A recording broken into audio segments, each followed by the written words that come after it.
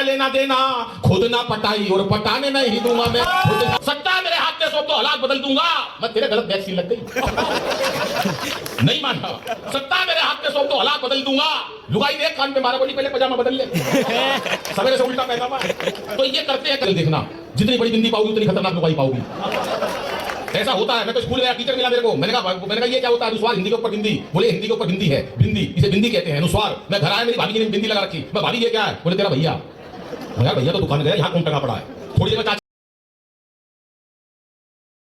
समारोह कैसा होता है, और अपने सामने ऐसे बिठा देते हैं जैसे आदरणीय हमारे नरेश बाबू बैठे हुए और लोहिया जी बैठे हुए हैं, और एक ही बात कहते हैं मंच से, मित्रों आज मैं जो कुछ भी हूं, जहां कहीं भी हूं, इन दोनों की वजह से हूं। और ये दोनों जहां कहीं हैं कि सत्ता को संभालते ही मोदी ने ऐलान किया, खुद नहीं खाऊंगा और खाने नहीं दूंगा मैं। और अखिलेश बोले अब जिंदगी में राहुल को अपनी ये साइकिल चलाने नहीं दूंगा। अमित शाह बोले चाहे कोई भी जुगाड़ करूं, गवर्नमेंट किसी को बनाने नहीं दूंगा मैं। और अब तालियां चाहिए। योगी जी का बुलडोजर तो याद है, लेकिन योगी जी की मस्ती याद नहीं है इनको। और तालियां चाहिए भरपूर। स्कोर रोमियो याद करना योगी जी का कि अमित शाह बोले चाहे कोई भी जुगाड़ करूं, गवर्नमेंट किसी को बनाने नहीं दूंगा मैं। और योगी जी ये हंसना हंसाना आदत है मेरी, हंसना हंसाना, पवन भाई हंसना हंसाना आदत है मेरी, अपना बनाना आदत है मेरी। लोग तो मुंह फेर के चल देते हैं, आवाज दे के बुलाना आदत है मेरी। अद्भुत हिसाब है। महिलाएं बैठी हैं, इतनी शांति से ताली बजा रही हैं, छोटी छोटी बिंदियां लगाकर बैठी हैं। बहन जी ये हमारे सुहाग की निशानी है। बाबू जी कभी एकता कपूर के सिवा। बहन जी बैठो, आप नहीं बैठेंगी। एक बार महिला ने जो सोच ली कर ली। कोई महिला मानती नहीं भाई साहब किसी की बात, कोई है। मैं सच बता रहा हूं भाई साहब, महिला की शक्ति अद्भुत है। इतने से घर में चावल हो, इतने सारे बना देगी, ये महिला की शक्ति है। इतनी सी सब्जी दे दो, इतनी सारी कर देगी, महिला की शक्ति है। इतना सा आटा दे दो, इतनी रोटी कर देगी, महिला की शक्ति है। इतनी सी टेंशन दे दो, साड़ी की खाट खड़ी कर देगी, ये भी महिला की शक्ति है।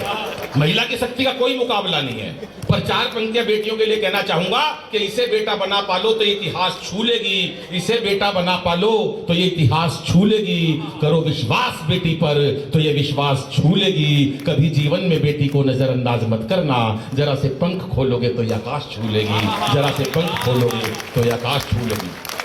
पाकिस्तान निपटाना था, मोदी जी का कोई मुकाबला नहीं है सर। अद्भुत जलवा उनका। 50 लाख करोड़ का लोन लेकर आए जापान से। कितना? 50 लाख करोड़ का लोन लेकर आए, बदले में देके आए गीता माता। होशियार प्रधानमंत्री है सर। जलवा देखना मोदी जी का। 50 साल का लोन है। आ गई बहन जी, अरे ताड़ी बजा दो। हाँ मेरी बात पे आ गई है, पता नहीं अपने आप आई है, पर मेरी तो इज्जत रह गई। मोदी जी बहन जी सुनो, बहुत अच्छी बात बता रहा हूं। देखो इतना अच्छा सुन रही हो, मैं इसलिए कह रहा था, अभी मेरा परसों कवि सम्मेलन था, आप इतना सुन रही हो, अच्छा ये बहुत बढ़िया बात है। परसों कवि सम्मेलन था, 2 महिला 15 मिनट से गुस्से में देख रही मेरे को। आयु की घर में कलेश करके मेरे को क्या लेना देना। मैंने पूछ लिया, मैंने कहा बहन जी मुझसे कोई गलती हो गई क्या? बोली नहीं, तेरी शकल मेरी सास से मिलती है। क्या करोगे तुम किसी का? टेंशन दूर होती नहीं है भाई साहब, हर जगह बुरा हाल पड़ा है। मेरे तो भाई मेरे घर पे, मैं दिल्ली रहता हूँ सब पीतरपुरा, और मैं कोई यहाँ पर इसलिए नहीं आया, केजरीवाल से दुखी होके आया हूँ। लोग समस्या दूर करते, हमने समस्या को चीफ मिनिस्टर बना रखा दिल्ली में। बुरा हाल मचा पड़ा दिल्ली के अंदर साहब। मैं पार्क में अपने टहल रहा था, हमने इतनी टेंशन लेनी शुरू कर दी सर, इतनी, संजय भाई इतनी टेंशन लेनी शुरू कर दी। कोरोना के दिन गए बहन जी, कोरोना के दिन गए है संजय भाई। क्या दिन नहीं देखे हमने, वही लुगाई देखी 2 साल तक, सवेरे से शाम तक वही। नरेश बाबू काम वाली आती नहीं थी, लुगाई नहाती नहीं थी, मेकअप का सामान खत्म हो गया। मेरे बराबर में खड़ी, बोली चाय ले ले। मैं तू कौन है? बोली मैं ही तो 27 साल से तेरे साथ। इतने लोग कोरोना से नहीं मरे जितने लुगाई की शक्ल देख के मर गए। बजाते रहो जरा तालियां। हाँ, क्योंकि उत्सव है महाकुंभ का। देखो ये उत्सव है जहां देशभक्ति की बात करी मेरे छोटे भाइयों ने, इतनी बढ़िया, हरिओम पवार जी ने, अरुण भाई ने, ये कुशल कुशवाहा, इतना बढ़िया कवि, इतना बढ़िया हास्य पढ़ा, इसके दिल में एक बार वीर रस जाग गया। मैंने कहा तू वीर रस मत पढ़ा कर, तू हास्य ही पढ़ा कर। बोला नहीं अनिल भाई, वीर रस पे ज्यादा ताड़ी मिलती है। मैं वीर रस कैसे पढ़ेगा? तो वीर रस पढ़ने लगा। ये सत्ता मेरे हाथ में सौंप दो, हालात बदल दूंगा। मैं क्या हो गया तेरे? नहीं माना। सत्ता मेरे हाथ में सौंप दो, हालात बदल दूंगा। मैं तेरे गलत वैक्सीन लग गई। नहीं माना। सत्ता मेरे हाथ में सौंप दो, हालात बदल दूंगा। लुगाई ने एक कान पे मारा, बोली पहले पजामा बदल ले।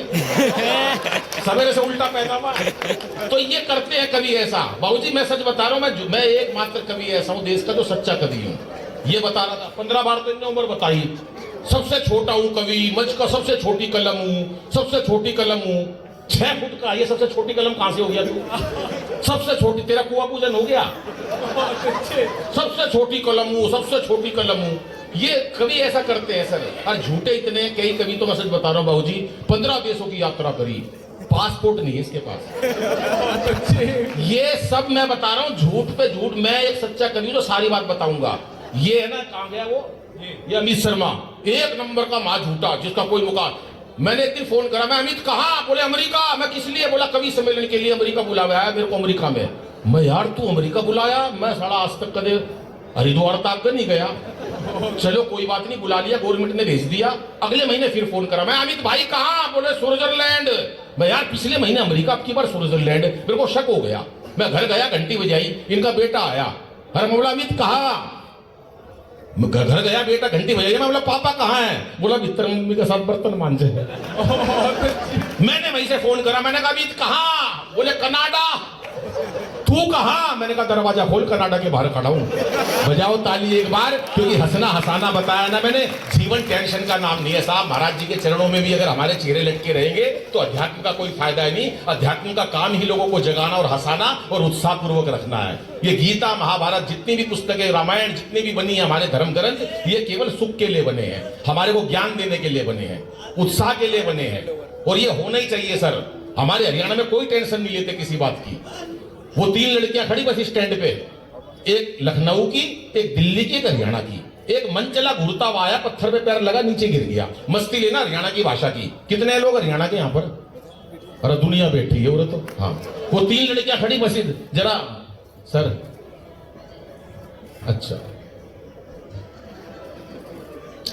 अच्छा, यहां आके बैठे हो आप, क्या बात है। कुछ लोगों को कुल्फी चारों तरफ से चाट चाट के खाने में मजा आता है, तो वहीं आके बैठ गए जहां पर। हाँ, क्या जोड़ी था आप तीनों की सर, कमाल की बात है। क्या बता रहा था मैं? अरे क्या बता रहा था? बिस्कुटों, हाँ कुल्फी तो उसी खत्म। तो मैं बता रहा हूं भाई साहब, बहुत सारी चीजें हो जाती हैं और कोई टेंशन वेंशन नहीं लिया। हरियाणा की 3 लड़कियां खड़ी, 3 लड़कियां खड़ी बस स्टैंड पे, एक लखनऊ की, एक दिल्ली की, एक हरियाणा की। एक मन चला, घुरता हुआ आया, पत्थर पे पैर लगा, नीचे गिर गया। तो तीनों लड़कियों के कमेंट सुनना। पहले लखनऊ वाला शहर जरा अदब वाला शहर है, तो उससे क्या बोली? ओहो चोट लग गई बेचारे के। दिल्ली वाली थोड़ी एटीट्यूड वाली, बदतमीज कहीं का, मारे हरियाणा की, और ताड़ ले अपनी बुआ ने। ये है हमारे हरियाणा की। मैं तो मेट्रो में बैठ गया, ताऊ मिल गया, मेरे से बोला छोरे बलवीर का है। मैं ताऊ में बलवीर का को नहीं, पर ताऊ के कहां चैन? अरे बोला बलवीर का है। हरियाणा का ताऊ कई बार ऊत हो जाता है। अरे बोला बलवीर का है। मैं ताऊ 3 बार मना कर दी, मैं बलवीर का को नहीं, पर ताऊ तो ताऊ था।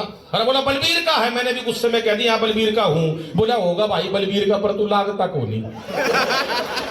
कुछ नहीं पता हरियाणा के आदमी का भाई साहब। वो एक बच्चे से और सवाल कर दिया, बोले कांग्रेस की स्थापना किसने करी? इसका जन्म कब हुआ? बच्चा हमारे रोहतक का था, बिहानी का। बोले कांग्रेस की स्थापना किसने करी? इसका जन्म कब होया? बच्चा बोला मास्टर जी मुझे नहीं पता कांग्रेस की स्थापना किसने करी, इसका जन्म कब होया, पर नू पता इसका नाश कौन करेगा। अटल बिहारी जी हमारे देश के बड़े नेता। आओ बाबूजी, प्रणाम। महाराज जी थोड़ी देर के लिए गए थे पवार जी को छोड़ने। महाराज जी इतनी देर में ही आपकी सीट पे महिला बैठ गई। हाँ, बहन जी भी कहीं जा रही हैं। क्या बता रहा था बताइए? हाँ, अटल जी देश के बड़े नेता थे सर। अटल जी का कोई मुकाबला नहीं था, सारे प्यार करते थे। मस्ती की बात बताता हूं, अटल जी प्रधानमंत्री बने, अटल जी को सब लोग प्यार करते थे, चाहे इस दल के हों चाहे उस दल के हों। अटल जी का जलवा दुनिया के अंदर था साहब, सब लोग उनको अमेरिका ने कह दिया था पाकिस्तान सुबह तुम्हें नुकसान पहुंचा सकता है, सीधे सीधे अटल जी ने बोल दिया था कि पाकिस्तान को बोल देना अगर ऐसा कुछ हुआ तो सुबह नक्शे पर पाकिस्तान नहीं मिलेगा। ये अटल जी ने बोला। लेकिन वो दिल के भी बड़े मजबूत और हास्य विनोद प्रिय कवि थे। वो कवि थे, मंचों पर कविता करते थे बाबूजी। जब मन करता था कवियों को बुलाते थे घर पे, उनके लिए कविता पाठ होता था। ऐसे वो कवि थे, लेकिन साथ के साथ हास्य विनोद वाले भी थे। वो कवि थे, प्रधानमंत्री बने। मैं भी कवि हूं। ये 5 लोगों ने ताली नहीं बजाई, ये चिढ़ते हैं मेरे से। जिंदाबाद दादा। ऐसा होता था सर।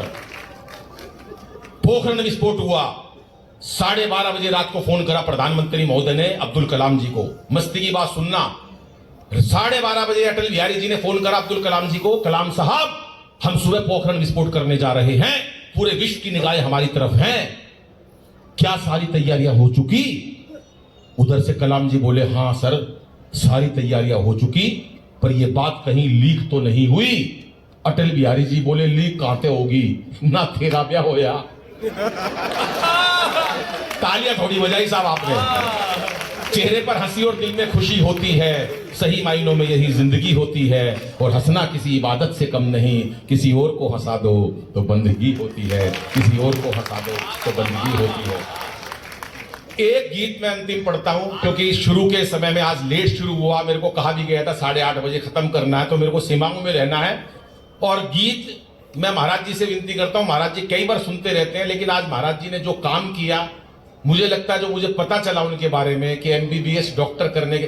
देखो दोस्तों, बहुत सारे लोग अध्यात्म को जीते हैं, बहुत सारे लोग अध्यात्म को जीते हैं, तो वो हो सकता है कि कहीं ना कहीं एडमिनिस्ट्रेशन में कम रहते हो, लेकिन एक अगर पढ़ा लिखा व्यक्ति, एक MBBS डॉक्टर, जिन्होंने कितने ही डॉक्टर्स का निर्माण किया हो, जो अध्यात्म के भी सर्वोपरि उच्च पद पर आसीन हो, अगर ऐसा व्यक्ति राजनीति से भी जुड़ने, राजनीति से मतलब जो देश की समस्याओं से जुड़ेगा, तो आप देखोगे देश कहां जाएगा। एक बार जोरदार तालियां बजा दीजिएगा महाराज जी के लिए। मुझे अच्छा लगा उनके दर्शन करके, उनका सानिध्य मिला। फिर किसी दिन सुनाऊंगा आपको लंबी कविताएं बहुत सारी, लेकिन मैं 3 कविताओं में से एक कविता सुनाना चाहता हूं। एक हास्य की, एक मां के ऊपर कि संस्कारों का हमारा देश है, और एक शहीद के ऊपर। एक 3-4 मिनट की कविता पढ़कर अपना स्थान लेता हूं, क्योंकि मैं नहीं चाहता ज्यादा समय हो। आदरणीय विष्णु जी को सुनना है, आप आदेश करो दद्दू, कौन सी मां के ऊपर कहें तो आदेश करे, तो मां के ऊपर सुनाता हूं। सर का आदेश हुआ कि मां के ऊपर। ये तमाम लोग बैठे हैं, बहुत देर हंसा सकता हूं, हंसाने के लिए बुलाया जाता हूं। आज समय है, मेरे छोटे भाइयों ने बहुत अच्छा काव्य पाठ करा है। सर दुकान पे बैठा था, मेरा दाल चावल का बिजनेस है। अनिल गोयल मेरा नाम है, अग्रवंशी लिखता हूं, दिल्ली में रहता हूं, मूलतः हरियाणा से हूं। लोग कहते हैं हास्य का कवि है, संवेदना पता नहीं लिख सकता है कि नहीं लिख सकता है, लेकिन सच्चाई बताऊं, ये सारे कवि हर रस में लिख सकते हैं। कहीं मां का जिक्र करूं तो यहां सबसे उम्र का जो व्यक्ति बड़ा बैठा होगा, अब उसको भी मां याद आ जाएगी। दिक्कत जब है, 40 साल पहले जब मैं गांव से आया, तो मैं यहां दिल्ली में वृद्धाश्रम नहीं देखता था, लेकिन अब हाल ये हो गया कि वृद्धाश्रम की तादाद बढ़ गई। तो कहीं ना कहीं जब सनातन की रक्षा करने वाले नंद किशोर जी बैठे हैं, लोहिया जी बैठे हैं, नरेश जी बैठे हैं, परम पूज्य महाराज जी बैठे हैं, तो इस तरफ भी उनका ध्यान जाना चाहिए। उनका ध्यान ऑलरेडी है इस बात पर कि ऐसा क्या है जो माँ बाप वृद्धाश्रम में जाने लगे हैं। मैं उस माँ की याद दिलाता हूं दोस्तों, कहीं ना कहीं आपको ये लगे तो सारे सदन की आशीर्वाद और तालियां भी चाहूंगा। मैं दुकान पर बैठा, अनायास ही मेरे को अपनी माँ याद आई। दालें बेचते बेचते मुझे लगा और मेरे आंसू गिरने लगे। मैं तुरंत ऊपर गया अपने कार्यालय में, और वहां बैठकर एक कविता का निर्माण हुआ। और महाराज जी मेरी आंखों से इतने आंसू गिरे कि शायद अगर वो आंसू आज इस कविता पे होते तो कोई अक्षर नहीं बाकी रहता, सब बह जाते। एक वही 3-4 मिनट की कविता माँ की सुनाता हूं, और सिर्फ उद्देश्य यही है, आप तमाम लोग संस्कारी हो। मैं कोई संस्कार सिखाने नहीं आया हूं, लेकिन इतना जरूर बताऊंगा, ये वृद्धाश्रम, ये जो माँ बाप हैं, माँ बाप से बड़ी कोई दौलत नहीं है। कितना भी बड़ा गुनाह कर आ जाओ, अगर माँ के आंचल में हो तो उससे ज्यादा सुरक्षा मिल नहीं सकती साहब। एक कविता मात्र सुनाता हूं, सुनिएगा साहब, थोड़ा इको दे दो। काश मेरी भी माँ होती। 7-8 साल का बच्चा, माँ चली जाती है, घर में कोई भाई बहन नहीं है, पिता है और एक बच्चा है। बच्चा अपनी माँ को कैसे मिस करता है। जब दूसरे बच्चे टिफिन ले जाते हैं तो अपनी माँ को मिस करता है, दूसरे बच्चे शरारत करके माँ के आंचल में छुपते हैं तब मिस करता है। तब उसे लगता है कि काश मेरी भी माँ होती। 9 पंक्तियों की केवल कविता है, आपके दर्द आपके दिल तक पहुंचे तो भरपूर आशीर्वाद देना। सुनिएगा सर। काश मेरी भी माँ होती, मंच का भी ध्यान चाहूंगा, अभी थोड़ा इको घटा दो, ज्यादा बढ़ा दिया। काश मेरी भी माँ होती, निर्मल जी, तो सपने रोज संजोती, काश मेरी भी माँ होती। नंद किशोर जी से मिला तो मुझे लगा इस सीने में, इस उम्र में भी देश धड़कता है, परिवार धड़कता है, हमारा गढ़वाल समाज धड़कता है, मेरे संस्कार धड़कते हैं। तब हिम्मत करता हूं ये कविता पढ़ने की। हर मंच से नहीं पढ़ पाता, ऐसे श्रोता मिलते हैं तो पढ़ पाता हूं। काश मेरी भी माँ होती, अब ना किसी की आंख का तारा, अब ना किसी की आंख का तारा, कौन कहेगा राज दुलारा। अब रूठूं तो कौन मनाए, मेरी गलती पर समझाए। बिन माँ बाप के बचपन सूना, बुझ गई ममता की ज्योति। काश मेरी भी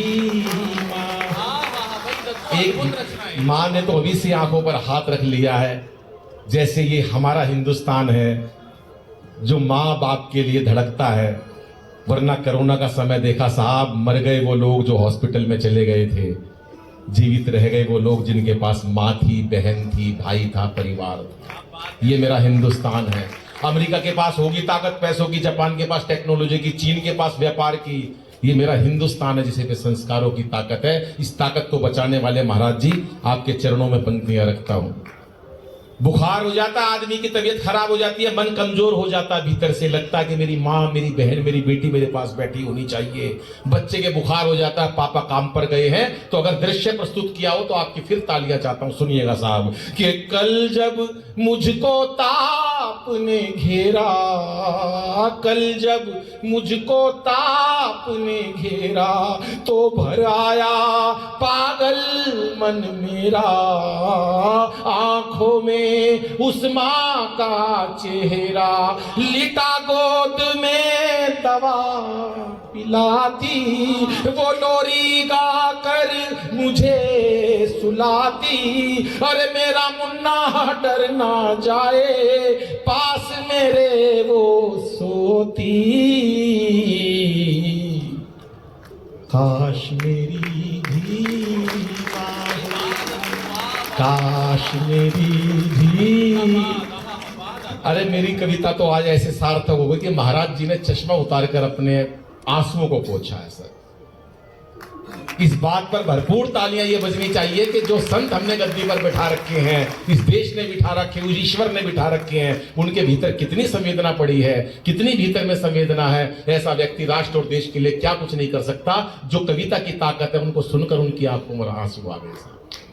अंतिम 3 पंक्तियां पढ़ता हूं और अपना स्थान लेता हूं। महाराज जी मेरा दुबई में मस्कट में कार्यक्रम था। ऐसी एक माता जी जो आगे आंसू पोंछ रही हैं, ऐसे बैठी हुई हैं, और एक 30-35 साल का बच्चा, उनका लड़का, जब मैं ये कविता पढ़ रहा तो कलेजे पे लगाकर ऐसे उनको बैठी हुई, और दोनों रो रहे, दोनों रो रहे। माँ की आंखों से भी आंसू आ रहे, बेटे की आंखों से भी आंसू आ रहे। मंच पे से मेरा ध्यान कविता पढ़ते पढ़ते उन पर पड़ा तो मैं बुरी तरह से रोने लगा। कविता मुझसे सुनाई नहीं गई है। पीछे संचालन महोदय ने मेरे को उठाया दोबारा कि नहीं, कविता पूरी करो। जब मंच पर कविता पढ़कर नीचे गया तो उन्होंने पूछा, बेटा कहाँ से आए हो? मैंने कहा मैं दिल्ली से आया हूँ। मैं माता जी आप? बोली मैं रहती तो बंबई हूँ, मेरा बेटा मस्कट में नौकरी करता है, इससे मिलने आई थी। कवि सम्मेलन में आई और ये कविता सुनी तो मेरा वात्सल्य जाग गया, मेरी ममता जाग गई। बेटा जियो, खूब आशीर्वाद है, और इस प्रकार की कविता मंचों पर पढ़ा करो। महाराज जी आपके चरणों में अंतिम 3 पंक्तियां पढ़ता हूं। पूछा उस बेटे ने, कैसे आजकल माँ बाप का फर्ज अदा करें? मैंने कहा कोई ऋण चुका ही नहीं सकता माँ बाप का। धरती पे कोई इंसान ऐसा नहीं हो जो माँ बाप का ऋण चुका देगा, ये कभी कोई कल्पना ही नहीं कर सकता। लेकिन करना है तो थोड़ा इतना काम कर लो, माँ बाप के, सबको माँ बाप को जाना है। सौभाग्यशाली है वो लोग जिनके माता पिता हैं। मेरी माता पिता बहुत जल्दी चले गए। मैं भीतर से बहुत भावुक हूं, इसलिए कई बार ये कविता पढ़ते पढ़ते बहुत भावुक हो जाता हूं, आंखों से आंसू भी निकल जाते हैं। मैंने उससे कहा अगर इस कलयुग में ज्यादा कुछ नहीं कर सकता तो 3 काम जरूर कर ले। जब घर से निकले तो माँ बाप से बोल कर जाया कर मैं काम पर जा रहा हूं, और जब वापस आया करे तो एक बार उनके पास बैठ जाया कर, उनकी दुआओं से तुम जिंदा बचकर घर पर आते हो, लेकिन हमारी आदत बन गई साहब, हम काम पर जाते हैं सीधे बेडरूम में चले जाते हैं, माँ बाप की आंखें निहारती रहती है, मेरा बेटा मेरे पास बैठेगा, अरे इतना कर दो यही बहुत है। और दूसरा, माँ बाप की अपनी सामर्थ्य और उनकी आवश्यकता अनुसार उनको पैसा दो, कभी हाथ ना पसारना पड़े। मैं देखता हूं यहां बहुत सारे धनाढ्य कहते हैं, माँ ये मकान तेरे नाम है, पिताजी तुम्हारे नाम है, तुम्हें क्या करना है, सब कुछ तुम्हारा है। नहीं, माँ बाप को कभी हाथ पसारने की जरूरत ना पड़े, उससे पहले उनके हाथ पर उनकी आवश्यकता अनुसार पैसे रख देना चाहिए, चाहे कितना भी आप धनवान हो। और नंबर तीसरी बात जो आजकल के बच्चों में है, मोबाइल चलाना आ गया, कार चलाना आ गया, कंप्यूटर चलाना आ गया, माँ बाप से उल्टा बोलते हैं, तुमको क्या पता मम्मी पापा, बड़ा जी दुखी होता है। इतने काबिल मत बनो, इतने काबिल मत बनो कि माँ बाप को नाकाबिल समझो। दोस्तों, उन्होंने किस स्थिति में आपको काबिल बना दिया ये उनका दिल जानता है। आप तो काबिल होते हुए भी नाकाबिल हो गए, जो माँ बाप से ऊंचे स्वर की बात करते हो। अंतिम 3 पंक्तियां पढ़ता और अपना स्थान लेता हूं कि मात पिता अनमोल खजाना, मात पिता अनमोल खजाना। नंद किशोर जी, मात पिता अनमोल खजाना, इनका प्यार ना कभी भुलाना, कष्ट यदि तुम पहुंचाओगे तो याद करोगे पछताओगे, कीमत तभी पता चलती है और जब वो चीज नहीं होती। काश मेरी भी माँ होती, वो सपने रोज संजोती।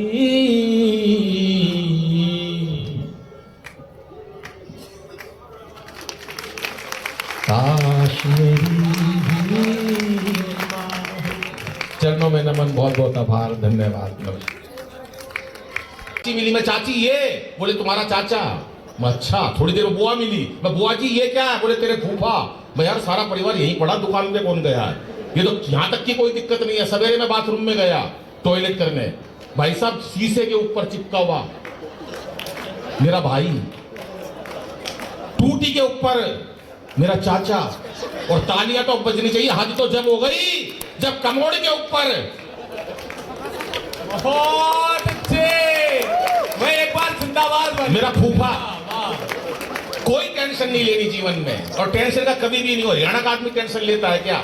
ये दोनों बहन जी देखो कितना क्या हंस रही है, क्या मन से सुन रही है, कमाल है बहन जी दोनों का, आपका हद हो गई। और आप तीनों बाबूजी इतने अच्छे लग रहे हो मेरे को, नंद किशोर जी और दूसरे बात बहुत बढ़िया लग रहे हो, लेकिन कोई रिस्पॉन्स नहीं दे रहे हो। आप तीनों ऐसे बैठे हो जैसे दिल्ली में 70 सीट थी, 67 केजरीवाल ले गया था, 3 भाजपा की बची थी, वो ऐसे ही बैठे रहते हैं।